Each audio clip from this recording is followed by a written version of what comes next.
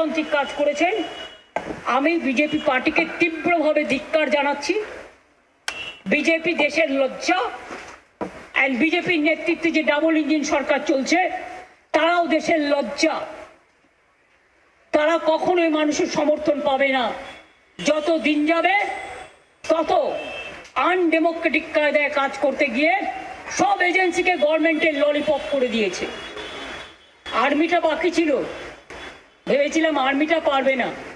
আর্মিকেও যদি মিসইউজ করে এইভাবে, তাহলে নিরপেক্ষতা কোথায় থাকবে? সংবিধান কোথায় থাকবে?